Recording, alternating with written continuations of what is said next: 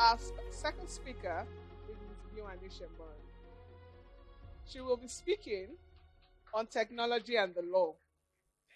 Yewande is a partner in the law firm of Olaniwun Ajayi LP, a leading full-service law firm in Nigeria, where she heads the firm's finance and capital markets practice. As a testament of her knowledge and experience, Yewande has been ranked very highly and multiple times by leading global legal directories. She is a member of the Credit Enhancement and Capital Market Master Plan Review Subcommittees of the Capital Market Master Plan Implementation Council, and she's the co-chair of the Capital Market Solicitors Association Committee on Standards and Compliance. Please welcome to the podium Mrs. Yewande Senbore. Good afternoon, ladies and gentlemen. I first want to just congratulate all of us, classmates. It's good to see the room is fuller now. On this auspicious occasion of our 20th anniversary of graduating from the esteemed and much cherished University of Lagos. It's wonderful to see everybody, and particularly our lecturers, our mentors.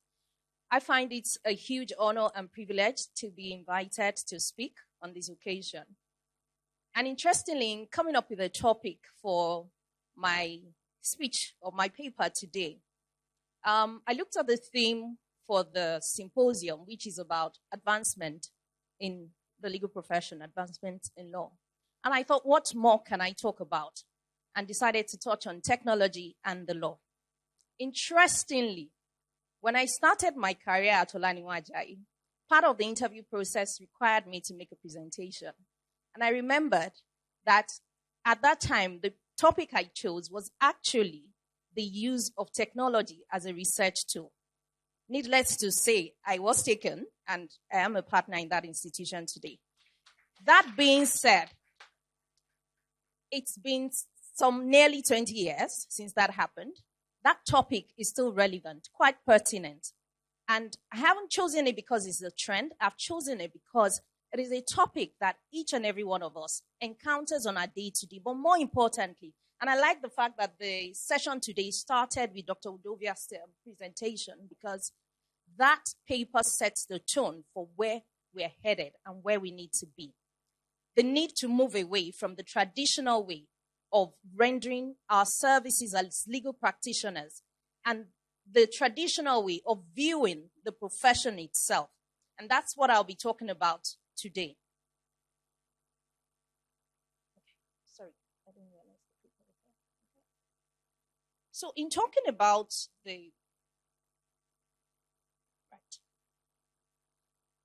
about technology and the law, I chose to examine the intersection between these two concepts. And of course, for me, I looked at it from the perspective of what use can technology be to lawyers?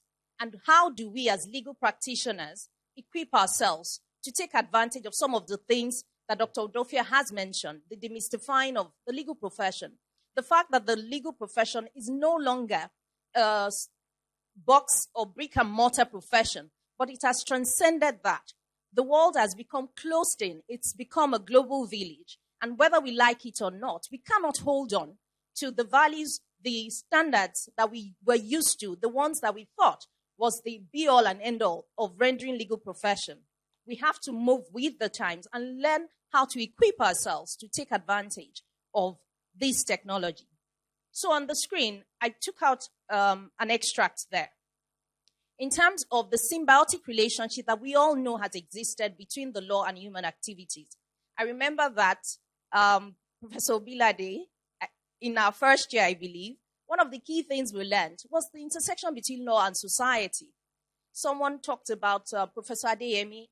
I remember my criminology classes. It was about the science of crime and the rationale behind the need to actually provide not just the punishment, but also the way to ensure that the committers of crime do not repeat the same by trying to understand what predisposes anyone to commit crime.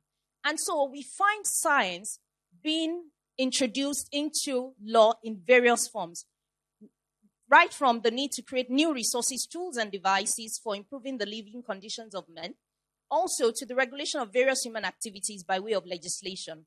You will notice from the panel that has been set up for this afternoon, apart from the topic that Dr. Udofia rendered on behalf of Dr. Olaniwun, my friend and brother Laolu will be speaking to the law and medical sciences and the intersection between this. And you find out that from time to time, you really cannot separate these two concepts one from the other.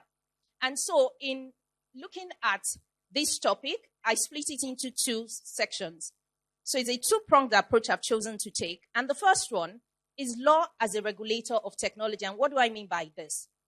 When we think law, some people would say you're talking about statutes, you're talking about legislation. That is one aspect of the interaction between law and technology. Another aspect is law or legal practice as a consumer of technology or an end user of technology.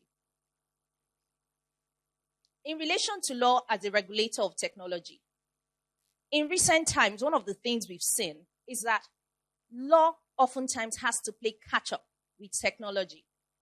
When we all started, and I remember when I started in my firm, which interestingly, supposedly at that time was supposed to be one of the high-end, more savvy, tech-savvy institutions. But I could count on one finger the number of computers that existed in the entire office. Today, you cannot even work without a laptop, and I'm not talking a desktop, because work is now 24 hours round the clock. It doesn't matter where you are. You're working on your phones, you're working on different things. So the advancement is such that the law has to chase up, and oftentimes you find the law trying to play catch up. Too often, the law struggles in this regard. I will illustrate further in talking about some of the examples, even in our own legislations, and the ways that our regulators have tried to catch up with advancements in technology and the impact on the day-to-day operations of society. Now, still on the topic of law as a regulator of technology, a key example I've put on the screen is the financial services sector in Nigeria. More often than not, when technology changes, the law cannot change immediately. Of course, we are all aware of the process it takes to pass a law. And oftentimes, the legislature just gets stuck over the years with bills that are pending, moving from one state to the other, trying to actually get to the point of promulgation. And even when it's gone through the National Assembly, you still have the presidency to contend with. So more often than not, the rules that are enacted or conceived for the regulation of old technology and even the old ways of doing things, they're not robust enough to address the developments in the new technology and the new developments we see in technology generally. Speaking about financial services, and there are a myriad of examples that I can give, but I chose to use financial services because I know that that's very relatable, because this is something we all know.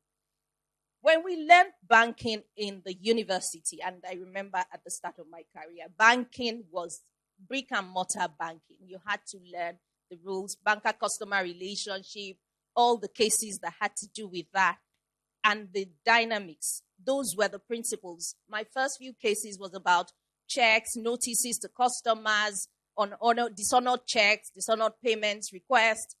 But today, the landscape has changed. And I put in fine print underneath, BOFIA 2020 was one that was brought in to address some of these issues. On the screen, you have the banks as traditional providers of banking services, and I've illustrated with United Bank for Africa. And on the flip side of it, you have Kuda, which is a digital bank without any brick and mortar. Now, these two entities provide the same service.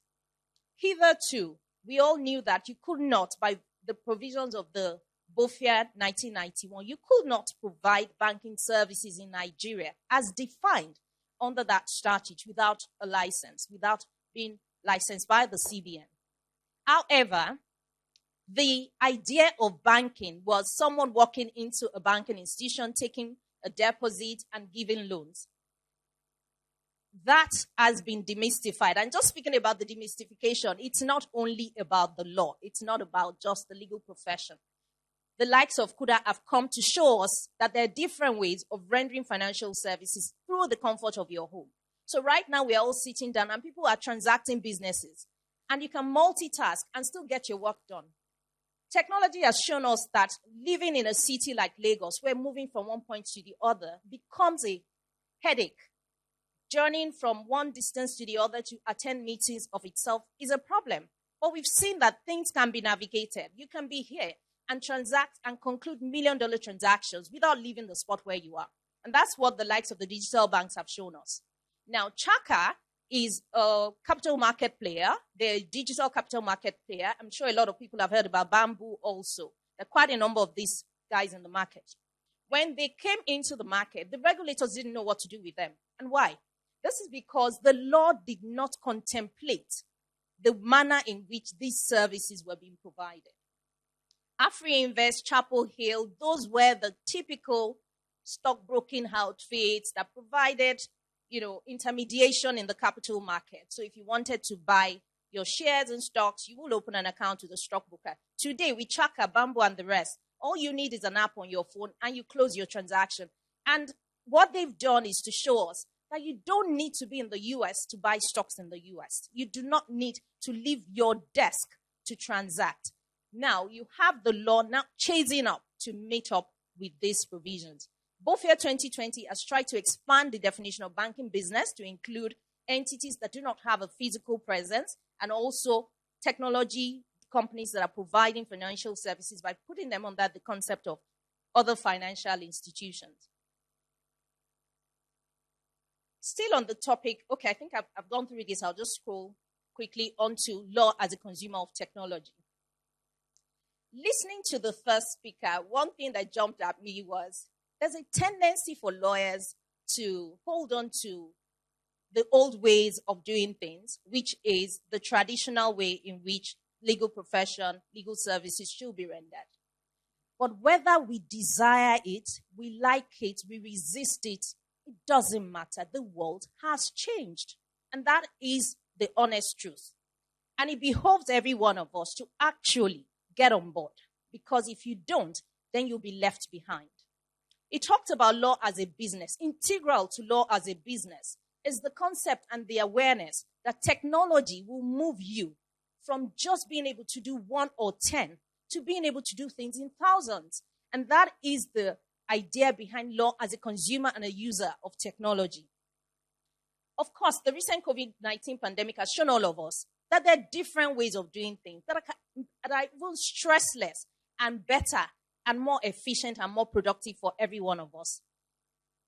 When we had to attend meetings, I happen to work in a practice where every transaction has myriad of meetings. So I'm in meetings practically every day and back to back.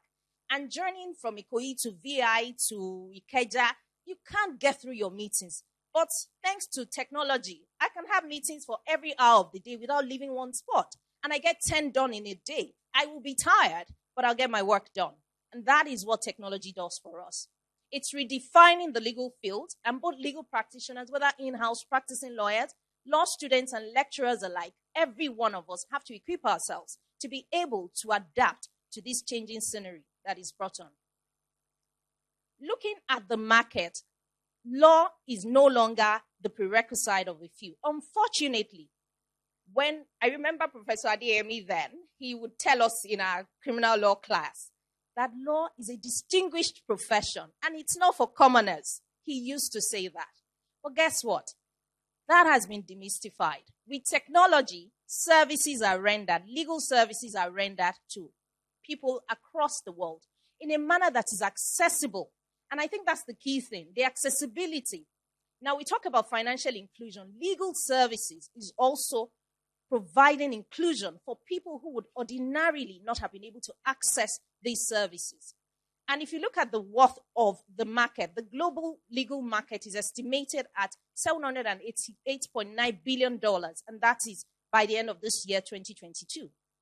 The artificial intelligence market is projected to be worth $3.2 billion as at 2018, which was the last assessment, and projected to grow at a rate of 36% by 2026. What does this tell us? It tells us that there is no stopping. You can't stand in the way. You have to just keep evolving. So, as a consumer of technology, as legal practitioners, what do we need to do? What do we need to be? We need to be digital literates. We need to understand and get on board. Understand the ability to use digital tools and technology to drive efficiencies in our workplaces, whether you're a lecturer, whether you're a student, whether you are a practicing lawyer or an in-house counsel. Law and technology are so intertwined that you can separate the two. Now, leveraging technology to improve service delivery. This can be done in a number of ways.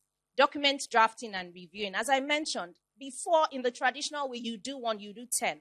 The days of typewriters, you probably will spend hours trying to get through the 160-page facility agreement or any brief that you're trying to type out. But today we're using computers and it's faster. But guess what? There's even something that is better. And that's what technology does. It keeps going from one to the other to make life easier for people. So, automated processes of document production and review. Automated processes for research. Now we know that you don't need a physical space to have a library. You can have your libraries on your tablet and you're accessing information. And I'm not talking Wikipedia and all those types of information. Learning to use the technology appropriately is also part of being digital literate. So technology as a tool of research, very critical for billing purposes. As practitioners, billing is an integral part of what we do.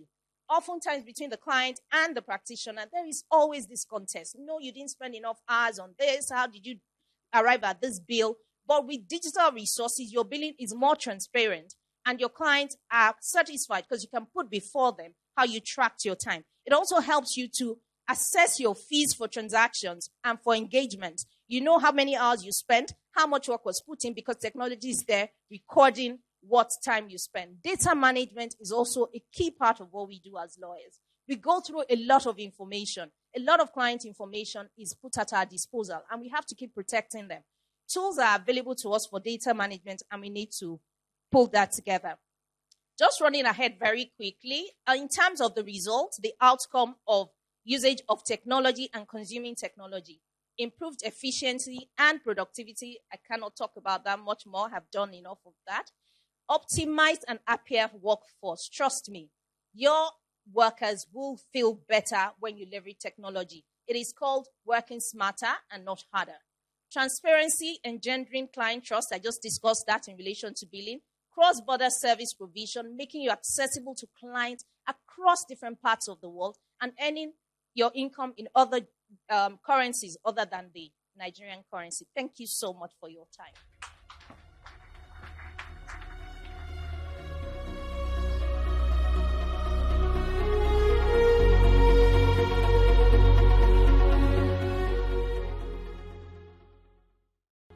So we'll quickly move on to the question and answer session. Do we have any questions from the floor? Due to timing, we'll only be able to take a question per speaker. Do we have any question from the floor, please? All right, so take one question for Yewande. What is that part of technology that you think as, instead of enhancing legal practice, has undermined it? So we'll go as the speakers are seated and get the answers to our questions. All right, thank you. In terms of the aspect of technology that has undermined the law, I think the thing about technology is that it could be an enabler and it could also be sort of a disruptor. And a disruptor when not properly managed. When you think about the fact that today there are alternative legal service providers who are able to leverage technology, much like they do in other areas of business and services, to provide legal services without the requisite legal knowledge or qualification. And there are no checks, particularly because these services are offered via the internet. Then you know that this area is something that actually can undermine legal services. I think when you go online, and anyone can do that right now, and you just type in, a request, you will find things popping up. You have no means of verifying whether the providers of these services are lawyers. They will incorporate for you. They would give you advice. And these things, because there are no standards, there are no checks, that in itself undermines legal service. But that being said, I am an advocate for technology being an enabler. And it is just the way it is marshaled and the manner in which it is utilized. The MBA has a role to play, as has been done in other jurisdictions. The rules of professional conduct, the Legal Practitioners Act needs to be expanded to recognize the delivery of legal services via alternative means. But there has to be a pre-qualification. When you see these sites popping up, there should be checks. Now, the NCC, also the NITSDA, they've got roles to play in relation to these things, because whilst the MBA may put rules together, much like some of the challenges we've identified in other areas, if there is no enforcement, no ability to check, then there is going to be the incursion of legal services, the legal practice by people who masquerade using technology as providers of legal services. So for me, that is the biggest threat to the legal practice that we